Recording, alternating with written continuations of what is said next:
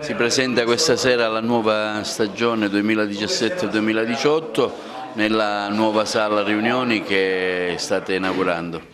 Sì, abbiamo pensato di dare l'inizio un calcio d'inizio con la presentazione della nostra programmazione per l'anno sportivo 2017-2018 con delle occasioni precise, cioè quella di invitare la nostra sede, invitare il nostro presidente regionale, il presidente del CONE Antonello Attanasio e il presidente della sezione di Agrigento Gero Drago.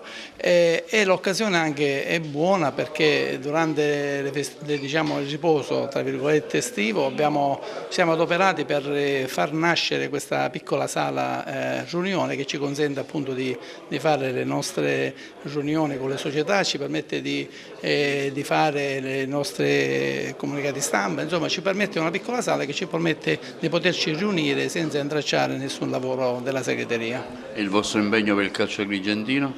Il nostro impegno è sempre quello che noi diciamo da quando mi sono insediato. Noi dobbiamo cercare di migliorare la cultura dello sport e principalmente di adoperarci affinché i valori dello sport riescano sempre ad emergere in tutti i campionati. Certo, noi organizziamo dalla terza categoria a scendere campionati allievi, giovanissimi e quest'anno abbiamo una novità forte. Iniziamo subito con una bella notizia che è quella che per la prima volta nella nostra provincia ci sarà una squadra di calcio a 11 femminile da parte scritta e questo devo ringraziare il presidente delle Catacalcio e della Santa Sofia che lavorano in collaborazione. Presente oggi qui ad Agrigento nella nuova sede, si inaugura la nuova sala riunioni, momento anche per fare il punto per la nuova stagione agonistica. Sì, quest'anno per quanto riguarda le attività provinciali noi ci aspettiamo molto. Il Presidente Sibilia ha voluto, assieme a tutto il Consiglio, portare avanti questa idea di rafforzare il calcio di base e quindi la gratuità dell'iscrizione per quanto riguarda la terza categoria, per quanto riguarda il calcio a 5, il calcio femminile. E questo è estremamente importante perché vediamo che c'è una ripresa attorno a questi sport.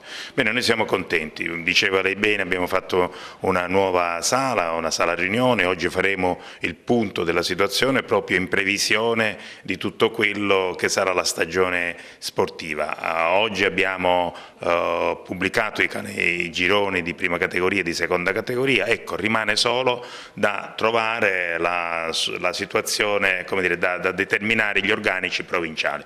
Questa riunione è importante, Agrigento è diventato punto di riferimento regionale per noi importante perché su Agrigento vengono appoggiate diverse iniziative, l'organizzazione del torneo Blucato assieme a Caltanissetta e tante altre iniziative che partono da qui. Stefano Valenti assieme a tutto il coordinamento, a tutta la delegazione sta facendo un buon lavoro con le società, questi incontri che si fanno continuamente. Oggi ad esempio non solo ci siamo noi ma c'è il CONI e c'è anche l'AIA, questo è estremamente importante perché avere l'istituzione, le istituzioni del calcio che sono tutti insieme e che dicono una sola cosa diventa punto di riferimento anche delle società. Per quanto riguarda il mondo arbitrale, proprio quest'anno è un anno ottimo per il calcio arbitrale siciliano.